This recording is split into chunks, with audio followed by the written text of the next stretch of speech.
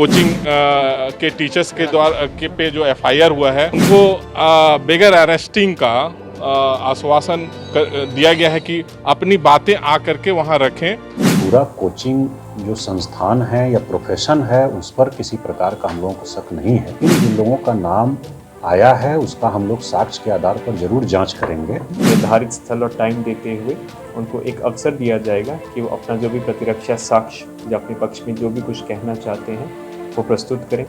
Khan sir समेत पटना के कई कोचिंग संचालकों के खिलाफ पटना में केस दर्ज किया गया। पुलिस ने कोचिंग संचालकों पर छात्रों को भड़काने का आरोप लगा के ये एफआईआर दर्ज की।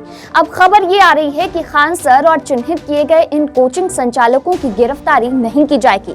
कोचिंग संस्थानों के संचालकों के साथ बैठक में पटना के डीएम और एसएसपी ने कहा कि जो भी छात्रों को भड़काएंगे उनके खिलाफ कानूनी कार्रवाई की जाएगी। जिन कोचिंग संचालकों के नाम इस एफआईआर में दर्ज हुए हैं वो सब इलेक्ट्रॉनिक सर्विलांस और फुटेज के आधार पर किया गया है, लेकिन ऐसे लोगों को पहले नोटिस दिया जाएगा और फिर उनका जवाब आने के बाद ही आगे की कार्रवाई की जाएगी। जो घटना हुई थी 24 तारीख को राजेंद्र नगर रेलवे स्टेशन पर, तो उसमें उसको नियंत्रण के क्रम में और उसके बाद जो पत्थरबाजी और आगजनी की घटना हुई और उसमें जो 4 लोग गिरफ्तार किए गए थे उनसे पूछताछ के क्रम में कुल 6 ऐसे लोगों का आया था नाम जो कि किसी न किसी कोचिंग संस्थान से जुड़े हुए थे, उसके संचालक या उसके प्रतिनिधि थे। तो उसी को देखते हुए हम लोगों ने आज जो बिहार एसोसिएशन है कोचिंग का, उसको उनके पदाधिकारी और उनके अन्य सदस्यों को बुलाया था। लगभग 25-30 की संख्या में लोग शामिल हुए थे। तो एक तो ये कि हम लोगों ने अपना जो एक्सपेक्टेशन है उसको हम लोगों ने ब्रीफ किया है कि किसी प्रकार की गैर कानूनी गतिविधि में या उसको प्रोत्साहित करने में कोई भूमिका नहीं होनी चाहिए किसी भी कोचिंग संस्थान की। कोचिंग का दायित्व तो पढ़ाने का है, बच्चों का कैपेसिटी बिल्डिंग का है, तो वो होना चाहिए। ये हम लोगों ने अपनी अपेक्षा बताया है और उन लोगों का भी कुछ ग्रीवांस था तो उसको भी हम लोगों ने सुना है। और हम लोगों का बहुत स्पष्ट मंतव्य है कि पूरा कोचिंग जो संस्थान है या प्रोफेशन है उस पर किसी प्रकार का हम लोगों को शक नहीं है और उस पर किसी प्रकार का उसके प्रति हम लोगों के मन में पूर्वाग्रह भी नहीं है। लेकिन जिन लोगों का नाम आया है उसका हम लोग साक्ष्य के आधार पर जरूर जांच करेंगे और अगर किसी प्रकार का भड़काने का या अन्य कोई वो मामला सही पाया जाता है तो जो नियमानुसार कार्रवाई है वो कार्रवाई निश्चित रूप से होगी। पटना के एसएसपी मानवजीत सिंह ढिल्लों ने कहा कि जो भी लोग विधि व्यवस्था की समस्या खड़ी करेंगे उनके खिलाफ कार्रवाई करेंगे। आप सभी अवगत हैं कि 24 तारीख से इनफैक्ट लगातार कुछ ना कुछ घटनाएं हो रही हैं। रेलवे प्रॉपर्टी को लेकर रेल यातायात को बाधित करने का प्रयास भी हुआ और किया भी गया।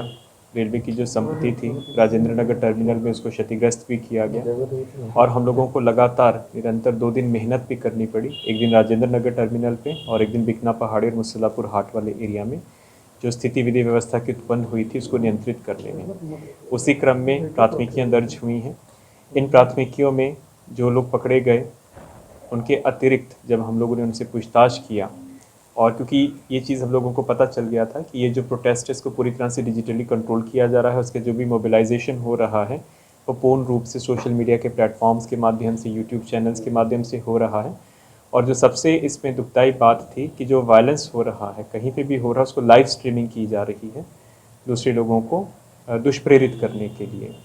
तो हमने सभी का जो सोशल मीडिया प्रोफाइल्स हैं, फेसबुक ट्विटर अकाउंट्स थे, जो यूट्यूब चैनल्स के माध्यम से हो रहा था, तो उनका हम लोगों ने गहन अध्ययन किया और उससे पता चला कि कुछ जो जिनके नाम की प्राथमिकी में आई भी हैं पत्रकार नगर में, उसमें प्राथमिकी दर्ज हुई है। लगभग 6 ऐसे व्यक्तियों के नाम आए हैं जो कि कोचिंग प्रोफेशन के साथ जुड़े हुए थे, जिनकी यूट्यूब चैनल्स को हम लोगों ने फॉलो भी किया, एनालाइज भी किया जो वीडियोज़ थी। तो कुछ चीज़ें जो उसमें प्रकाश में इसके आधार पर हम लोगों ने एफआईआर किया है स्टूडेंट्स के अतिरिक्त। अब अनुसंधान के अगले क्रम में इन सभी जो व्यक्तियों के नाम आए हैं उनको एक बाज़ाब्ता 160 का नोटिस होता है वो भेजा जाएगा और उनको अनुसंधान में सहयोग करने के लिए, अनुसंधान में जुड़ने के लिए एक निर्धारित स्थल और टाइम देते हुए उनको एक अवसर दिया जाएगा कि वो अपना जो भी प्रतिरक्षा साक्ष्य या अपने पक्ष में जो भी कुछ कहना चाहते हैं वो प्रस्तुत करें। क्योंकि ये सब डिजिटल एविडेंस है, डिजिटल एविडेंस का जो पैमाना होता है अलग होता है। हम लोग सब इस पर देखें कि यूट्यूब चैनल्स किनके क्रिएटेड हैं, जो व्हाट्सएप ग्रुप्स जिनके माध्यम से इनको मोबिलाइज़ किया गया, उनके ग्रुप एडमिन्स कौन हैं और उनका सभी के जो साक्ष्य पूर्ण रूप से एकत्रित करके और उसके बाद हम लोग यदि साक्ष्य की संपुष्टि होती है हम लोग आगे की कानूनी प्रक्रिया अनुसंधान की आगे की प्रक्रिया। वहीं बैठक के बाद कोचिंग एसोसिएशन ऑफ बिहार के अध्यक्ष सुधीर कुमार सिंह का भी बयान सामने आया है। सुधीर कुमार सिंह ने कहा कि खान सर सहित अन्य कोचिंग संचालकों को अपना पक्ष रखने का पूरा मौका मिलेगा। अभी गिरफ्तारी नहीं होगी, सभी शिक्षकों को सक्षम पदाधिकारी के समक्ष बयान देना होगा। मीटिंग में एक्चुअली देखिए कॉन्फिडेंस बिल्डिंग मेजर के लिए बात हुई है। डिस्ट्रिक्ट एडमिनिस्ट्रेशन के साथ कोचिंग एसोसिएशन ऑफ का कैसे सहयोग रहेगा।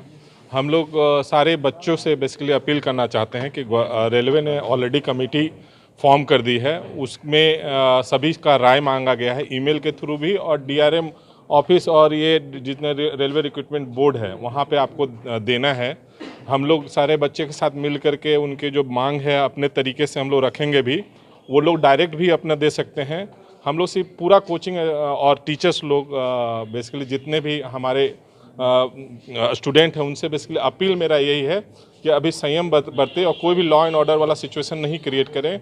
और जितने भी चीज़ें हैं, जितने भी सरकारी संपत्ति वगैरह हम ही लोग का डायरेक्ट इनडायरेक्ट टैक्सेस से किया गया है, और हम लोग अपनी मांगे उचित फोरम पर रखेंगे। एक तो ये, दूसरा प्रशासन के द्वारा हम लोग का जो भी 4, 5, 6 कोचिंग के टीचर्स के द्वारा पे जो एफआईआर हुआ है उनको बगैर अरेस्टिंग का आश्वासन दिया गया है कि अपनी बातें आ करके वहाँ रखें। जब तक वो जितने भी उन पे चार्जेस लगे हैं, जब तक वो पूरी तरीके से वो मतलब अपनी पक्ष रख दें, जब तक वो प्रूव नहीं होगा तब तक उनकी अरेस्टिंग नहीं होगी। सबसे बड़ी बात